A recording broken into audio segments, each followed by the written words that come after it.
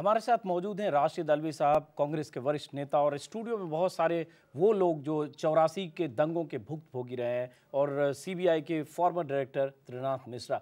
राशिद अल्वी साहब, आप सुन रहे होंगे, जो स्टूडियो से आवाज़ें आपके कान तक पहुंच रही होगी, आप सुन रहे होंगे जो 84 के भुक्तभोगी हैं वो उनकी क्या तकलीफ है और क्या कह रहे हैं। और आपने देखा होगा जाँच किस रफ्तार से हुई, किस तरह से हुई, और उसके नतीजों से ये कैसे असंतुष्ट हैं। क्या कहेंगे राशिद अल्वी साहब? क्या इनके मरहम पर सिर्फ वो, इनके जख्म पर सिर्फ 2 लोगों के टिकट कटने से मरहम लग जाएगा? राशिद साहब देखिए, बिल्कुल आप ठीक कह रहे हैं, बहुत तकलीफ की बात है। लेकिन मैं तो 10 साल से सिखों भाइयों का मसला उठाता रहा हूं। लोकसभा के अंदर मैं ही था, कोई सिख नहीं था जिसने इनकी आवाज बुलंद की थी।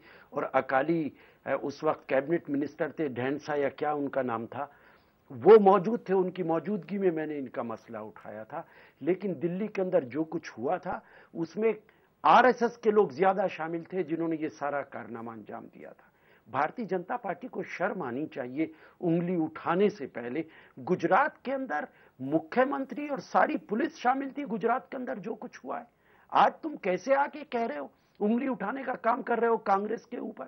हिंदुस्तान की सुप्रीम कोर्ट ने तुम्हारे बारे में स्ट्रक्चर्स पास किए, ह्यूमन राइट्स कमीशन ने तुम्हारे खिलाफ रिपोर्ट दी, माइनॉरिटीज कमीशन ने तुम्हारे बारे में बयान दिए। आज आके राशिद साहब, लेकिन हम अगर विषय से भटके नहीं, हम अगर 84 के दंगों की बात करें तो बेहतर होगा, क्योंकि अन्यथा कोई नतीजा नहीं निकलेगा, कोई बात नहीं निकलेगी। जनता पार्टी का ये कैरेक्टर है। मैं कहना चाहता हूं कि बीजेपी के लोगों का ये कैरेक्टर है। दिल्ली के अंदर भी आरएसएस के लोग शामिल थे इस सब के। लेकिन मैं ये कहना चाहता हूं कि क्या आखिर ऐसी वजह रही कि उसी जगदीश टाइटलर और सज्जन कुमार को टिकट दिया गया और एक पत्रकार ने गृह मंत्री पर जूता फेंका और 3 दिन के भीतर ऐसा माहौल बन गया कि वो 2 लोगों का टिकट काट दिया गया? अगर ये पहले ही हो जाता तो आज ये 3 दिन जितना हुआ ये नहीं होता। तो इसका मतलब एक जूता जिससे चिदम्बरम बच गए, उस जूते ने 2 लोगों का काम तमाम कर दिया। राशिद अल्वी साहब, या कांग्रेस डर गई उस जूते के इंपैक्ट से?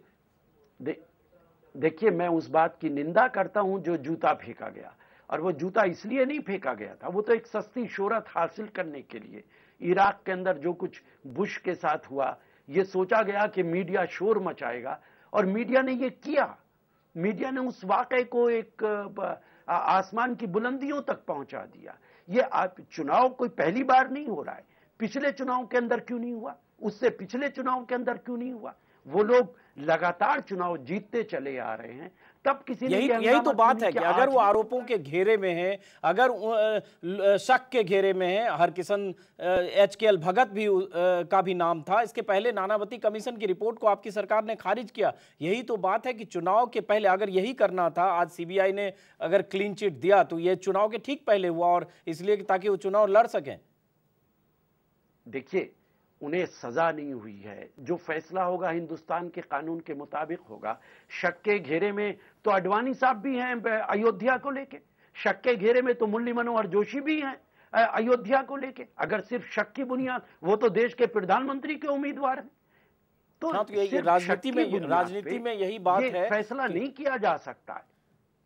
जी चलिए राशिद अल्वी साहब, अंकित, आपके साथ कुछ और लोग हैं जो अपनी तकलीफ शेयर करना चाहते हैं, अपनी बात कहना चाहते हैं। क्योंकि आप लोगों को कैसा लगा अगर आज जिस ढंग से सीबीआई ने कोर्ट में अपनी बात रखी और उसके बाद सुनवाई टाल दी गई? सीबीआई ने कहा कि लोअर कोर्ट को इस पर कोई भी सुनवाई करने और फैसला करने का अधिकार नहीं है, और फिर बात टाल दी गई। आपको लगता है कि किसी दबाव में काम हो रहा है? जगदीश, आप क्या कहना चाहेंगे इस पर? ये जूते की घटना को जो निंदा की जा रही है, इसकी निंदा नहीं करनी चाहिए। नहीं, उसकी निंदा तो करनी चाहिए। माफ करें, हम असहमत हैं, क्योंकि हम सब लोग उसकी निंदा कर रहे हैं, क्योंकि बात उठाने का वो तरीका नहीं था, और खासतौर से एक पत्रकार का वहां वो तरीका नहीं था कि उस तरह से जूता फेंका जाए। तो फिर साहब, उसमें क्या है कि आज 25 साल तक हमने भूख हड़तालें करी, आत्मदाह किया, मरण व्रत रखे। जब असूल में रहकर हमने 25 साल तक सरकार के आगे बातें रखनी चाहिए, हमारी बातें नहीं मानी।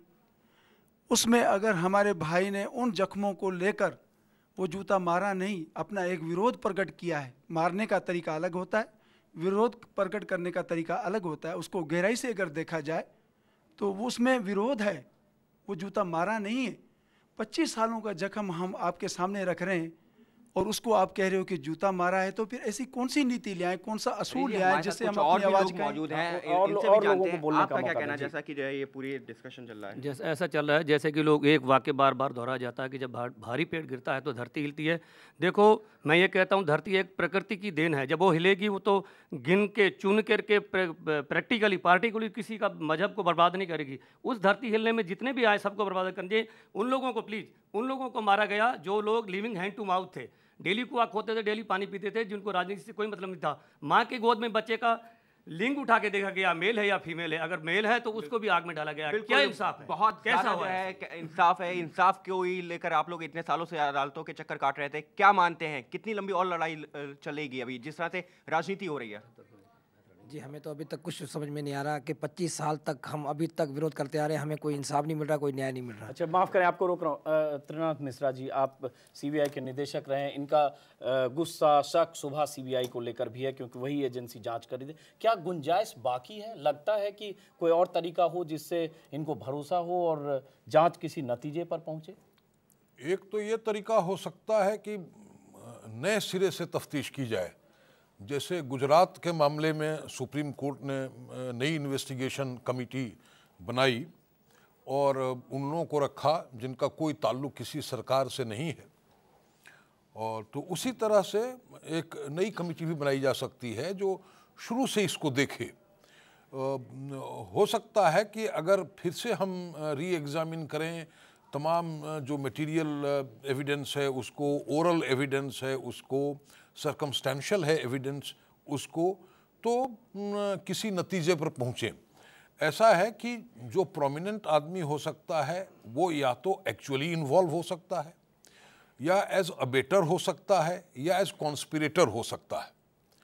तो अगर सामने नहीं खड़ा है तो उसके खिलाफ सीधा साक्ष्य मिलना मुश्किल है। अब ये एक सवाल हो रहा है, अगर जगदीश टाइटलर साहब ने भी आज कहा उनकी उम्मीदवारी जरूर रद्द हो गई, उनको चुनाव लड़ने से मना कर दिया गया, और वही हालत सज्जन कुमार साहब के साथ भी, लेकिन उनका कहना है कि कहीं कोई आप लोगों की तरह केस मुकदमा आप लोगों की तरफ से या ऐसा कुछ हुआ ही नहीं जिससे उनको दोषी या गुनाहगार मान लिया जाए। सबसे ही उन्होंने बयान लिए थे, सभी ने अपने अपने केस दर्ज किए, लेकिन सारे लोग पलट गए क्योंकि नहीं कोई भी नहीं पलटा, कोई भी नहीं पलटा। अब मैं एचकल भगत की मुख्य गवाह थी, मुझे 25 लाख रुपया दे रहे थे, जब मैंने 25 लाख रुपया लेने से इनकार कर दिया तो मेरे ऊपर हमले करवाने लगे।